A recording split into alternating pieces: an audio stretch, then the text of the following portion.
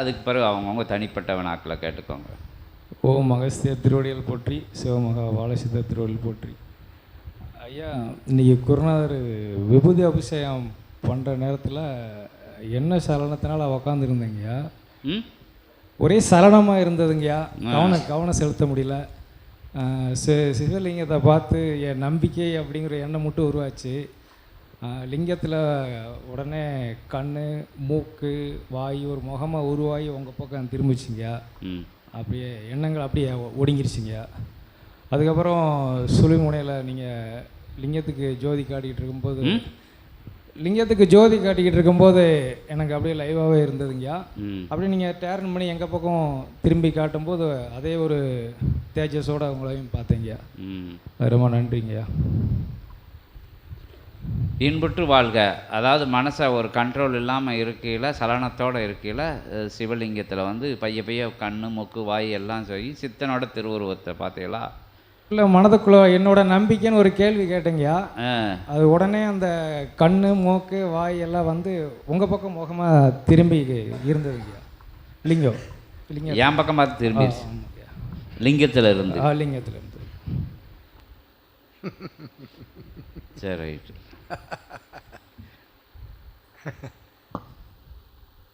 அதன் அர்த்தம் புரிகின்றதோ சீடனே?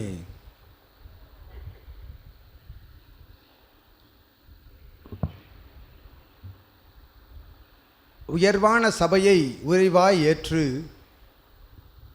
உன்னதமாய் கிளை சபைகள் அமைவதற்குரிய அற்புத தொடர்பாளனாக விளங்கும் சிவசபை சீடனே வாழ்த்துகின்றோம் அகத்தியன். ஓம் அகதீசாய நமக.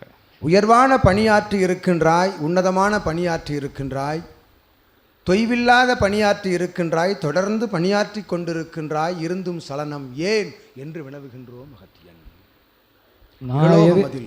மன்னிக்கணையா, நான் எதையுமே நினைக்கலைங்கய்யா. என் கவனத்தை திசை திருப்புறதுக்கு ஏதாவது வந்து என்னை ரொம்ப கஷ்டப்படுத்திக்கிட்டே இருக்கு. அதுதாங்க, மற்றபடி ஒன்றும் இல்லைங்கய்யா.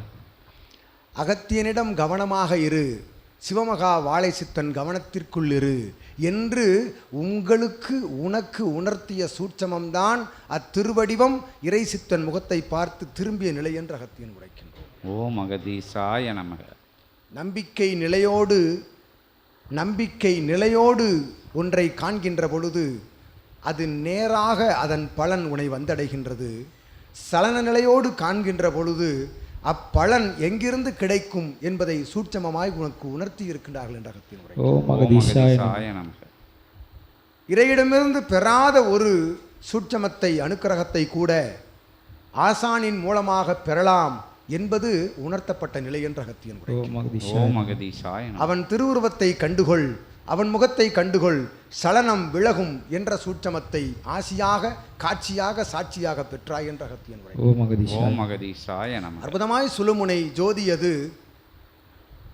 அஜோதியோடு அனைத்து ஜோதிகளும் ஒன்றாக கலந்து காண்கின்ற காட்சிக்கு பின்னால் அவன் திருமுகம்.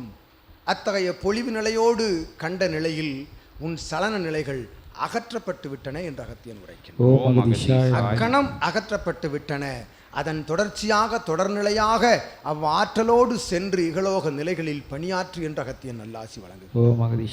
உமக்கும் இல்லால் மழலையர்க்கும் உமை சார்ந்தோருக்கும் அகத்தியன் நல்லாசிகள் வழங்கி உயர்வான சபையில் பணியாற்றுகின்றாய், உன்னதமாக பணியாற்றுகின்றாய்.